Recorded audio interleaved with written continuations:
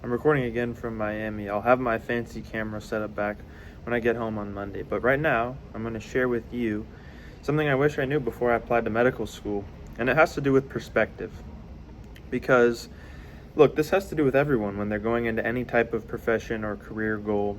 And that is, a lot of people look at an endpoint as their permanent goal, and they think of it as though it's going to be very stagnant after that. So when you're applying to college, a lot of people will look at some type of highly selective university and think they're set when they get into that university, and that's the end point. Or, in the case of doctors and people applying to medical school, they'll look at a selective medical school, like a top 20 medical school, or even just any medical school, or they'll think I need to get into an MD program versus a DO program, whatever it is, and then that's their end goal, and they sort of think things are going to gel and become very stagnant at that point. But what I would like to propose is that when you enter into medical school or enter into college or whatever, it's not stagnant, and that should be pretty self-evident if you think about it, if you zoom out. But additionally, it's actually a marathon, So there was this article published in the Wall Street Journal about this outside of medicine. So it's adjacently related, but the quote from the Wall Street Journal article says, "All college graduates enter a career lottery for a chance at ending in the top 1% of earners. Recent research found that graduates of top-ranked schools like Harvard or Stanford are 60% more likely to hit that jackpot, which essentially means they have 2 tickets in the lottery, while graduates of public flagship universities get 1.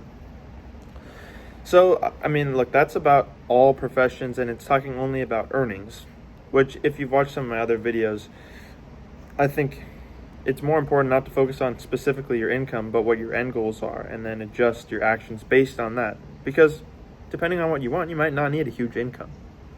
But what I'm saying here, and what I wish I knew before I applied to medical school, is that I wish I knew that it's not as big a deal specifically what school I go to and all of these things.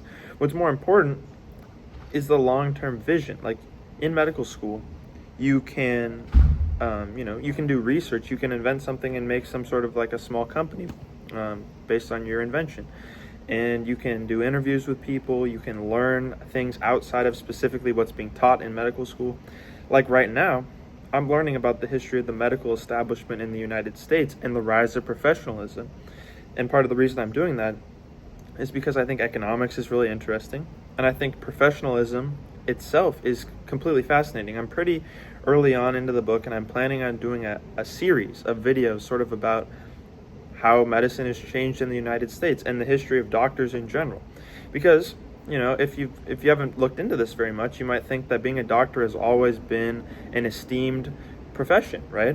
Because that's how it is in America right now. Everyone looks up to doctors, it requires a lot of study. But if you look back in history at like ancient Rome, a lot of doctors were slaves. And if you look at Russia, throughout history, doctors have been pretty low earners in terms of like their income.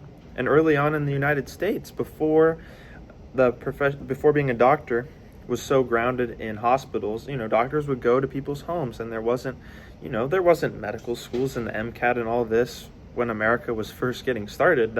That's obvious, but I think it's important to look at how everything has progressed over time if you're thinking about going to medical school. So if I had to sum it up, what I would say is, what I wish I knew before I applied to medical school was that it's a marathon, it's not a sprint, and things don't just gel once you reach a milestone. Things don't gel when you finish residency, they don't gel when you get into medical school, they don't gel when you get into college.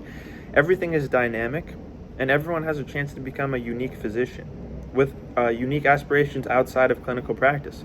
Of course, I want to do clinical practice, but I also want to do volunteer work. I also want to be involved in public policy and learn about history and economics. So if you want to follow me on that journey to becoming a doctor, you can click the buttons below the video. But that's all I have for this short excerpt for today.